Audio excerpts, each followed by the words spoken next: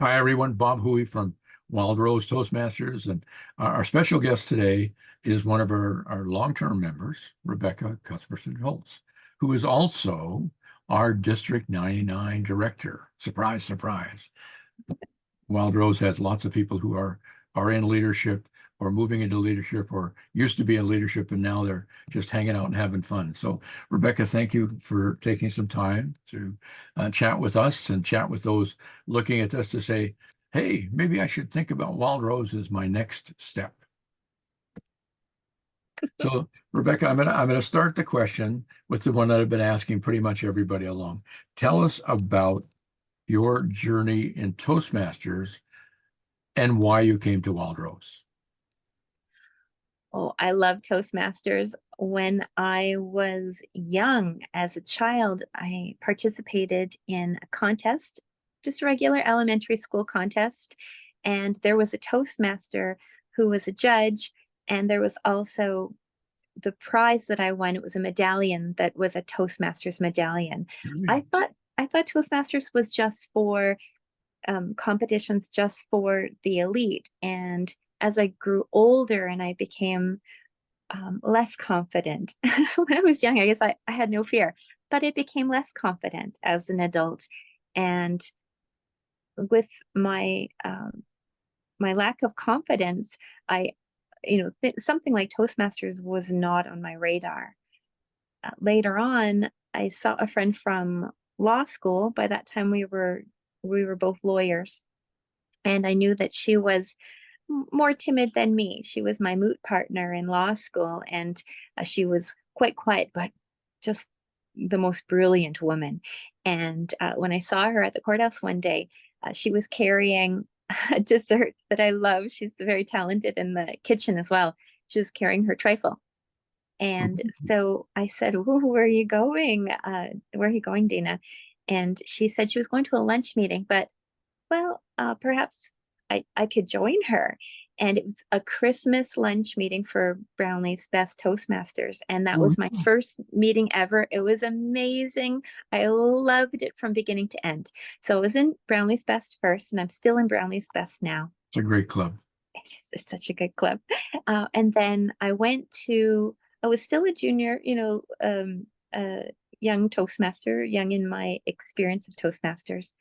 And I went to um, a, a levee that was hosted by Wild Rose when Marg Farina was the district director. And it was an opportunity to learn about her, hear from her, and put her in the spotlight.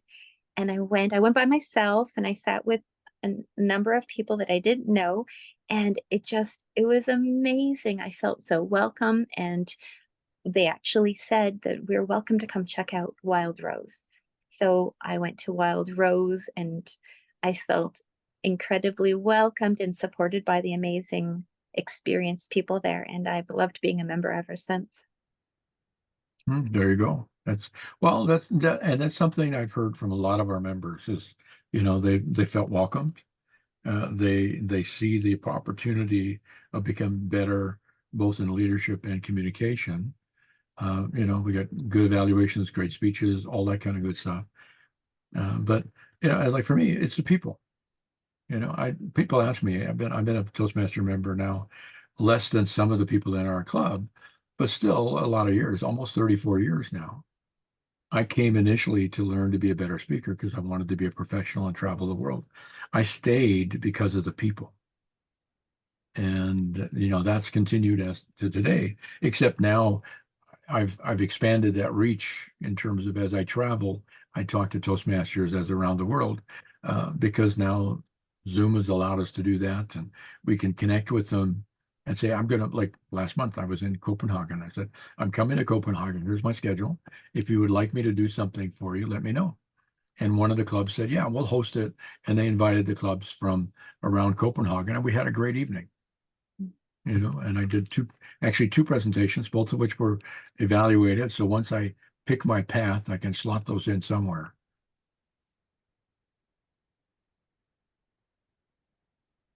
But so let me ask you a question. You're a lawyer, and you work in family, basically in family law, right? Mhm. Okay, which can sometimes be challenging because people are very much going through chaos and distress and disagreements and all the kind of fun stuff that goes with it. How has Toastmasters helped you be better at that job? When I represent adults, I try to keep them out of court. The lawyers work together to provide the best legal advice possible and to support the clients to keep the control over the situation. Mhm. I'm a collaborative family lawyer, which means we make agreements to settle outside of court. Now, not all family files can be collaborative, but I try to work cooperatively or collaboratively as much as possible. Mhm. But I'm also a lawyer for children, children who are in care of Mhm. children's services. Yeah, And for those clients, their families are going through very extreme circumstances.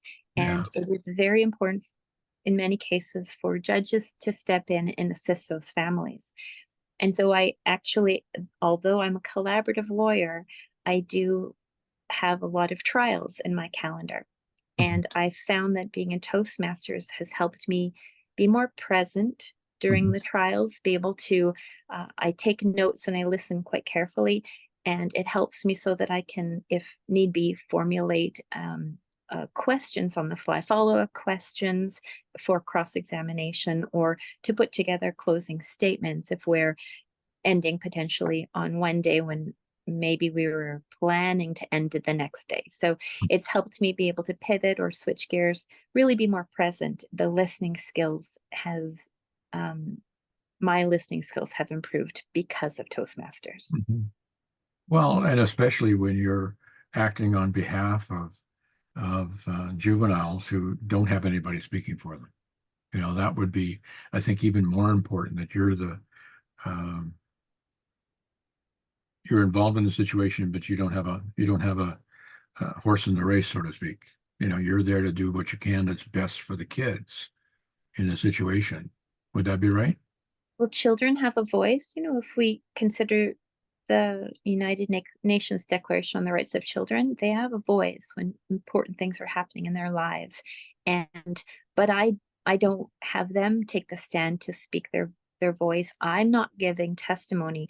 I have to be able to cross-examine the people who are on the stand to ensure that my clients uh, expressed interest get heard by the decision maker, the judge. And usually, if I can, we try to use our communication skills, motivating skills to um, build consensus outside of the courtroom. So we only go into the court when necessary. Okay. I think that makes sense. If you get reasonable people, you very often you can find a solution and an agreement.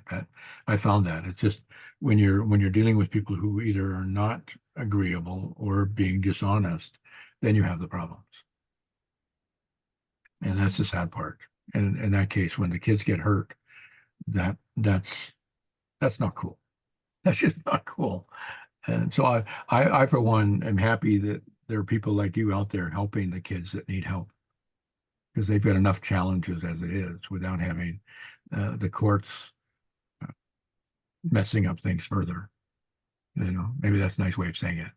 Because sometimes the decisions don't always help the kids. They may be the best decision given the situation, but maybe it's not what's best for the kid. So, you know, you And live in that world, so you know. perhaps that's another reason why I love Toastmasters so much. With my work being so serious and really, important in lives of people, it's lovely to have Toastmasters and to just enjoy my my extracurricular Mhm. experiences in Toastmasters. Yeah, you can come and just have fun, you know. And that makes a difference. And like, there was a time period in Wild Rose a few years back where I'd come home and Irene would ask me, "How was the meeting?" And I go, "Where?" Okay. Yeah, that was a waste of 2 hours driving to sit in a meeting for 2.5 hours. That hasn't happened in a couple of years because our meetings have up we've upped our standards. We're having more fun. We're getting better better speakers, better evaluators, and the end result is at the end of the evening, you're feeling like you've accomplished something. You've had some fun. And so we'll sit around and chat afterwards instead of rushing home. I did that like Thursday night. We were out in the parking lot, probably talking for half an hour. Luckily, Oh, it's not winter yet, but still, but that's what I'm saying is the difference being is that feeling at the end of the meeting is there that wasn't there a few years ago.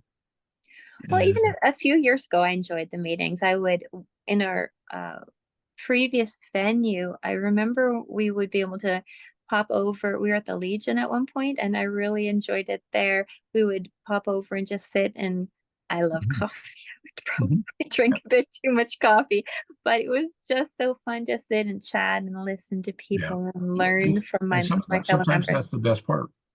I mean, I've been a Toastmaster now almost 34 years. And like I say, I stay for the people. And a lot of it is that kind of thing. My very first Toastmaster club, I was going through the tail end of a divorce, and it wasn't a good one. And it was an expensive one. And sometimes for me, my only real social outlet was to go to Toastmasters. And if I could afford it, I'd join them for a beer afterwards, you know, and we could talk and we would talk about the meeting and we talk about this. And it was a good thing for me personally, mentally, and otherwise. The high point of the Tuesday night was the high point of my week. Mhm. And I look forward to it every week because of that, because of the people that I spent time with. That's like with Wild Rose. I mean, we have some amazing people. One of them is you. And and I say that truthfully because, we really do have some amazing people that I enjoy spending time with and talking to and talking with and sharing stories and what's happening in your life and, that kind of stuff. In a lot of ways, we really are like a Toastmaster family. And that's something that's amazing that you don't get in lots of other places. No, I love Toastmasters. The challenge for me when I was an area director, part of the role of the area director is going out and visiting your clubs that you're serving. And every club just, oh, it's just so enjoyable to go to a meeting and, you know, to experience the different dynamic of every club, get to know the people. It is challenging for me when I want to go and visit those clubs and potentially consider seeing those people more frequently. But Mhm. for myself, I'm only in three clubs right now. I'm in three Only clubs, three. Only three. so Oh, my you're Brownlee's doing best. well. I was in eight clubs at one time, and then I finally thought, this is really dumb. I don't have a Well, life outside my of Toastmaster. my Brownlee's best club, of course, that's my club that I joined 10 years ago. Wild Rose, I've been in for, I want to say 8 years Yeah, now. something Yeah, like I've that. really loved being in Wild Rose. And I just was able to put together a club to join my two passions. So I Yeah, love Toastmasters and I love BTS. So I there have you a club called Speak Yourself Toastmasters that go. I'll probably be going to later today, Saturday night. Well, there you go. Oh, today is Saturday, isn't it? Yeah. Well, It I may will be going. I it just, may it may depending not on be when people are watching this, but today is Saturday. I keep forgetting. yeah. I don't know if that's the advantage or disadvantage of being retired, is you don't know what day it is. Oh, are you enjoying the holiday? Oh, was it a holiday? I didn't know. It's just another day. Everything's Unless a it's holiday. Christmas or my birthday or Irene's birthday. It's like, unless it's some big thing, it's just another day. Well, I look forward to the Thursday I get to go to Wild Rose. I look forward to Yeah. the Tuesday lunches with Brownlees, and I look forward to the Saturday nights with my fellow Yeah. Army BTS fans. There you go. So just to conclude this, in about the time when I said it would, what would you say to somebody watching this that's already a Toastmaster? Why would they want to come to Wild Rose and potentially join us? If you love Toastmasters and when you're talking to people, your friends, you seem to always bring up Toastmasters. And when you spend time with your friends and their Toastmasters, and it just warms your heart. If that's who you are, and sometimes people kind of tease you a little bit, like you're the crazy Toastmasters person in your friend group.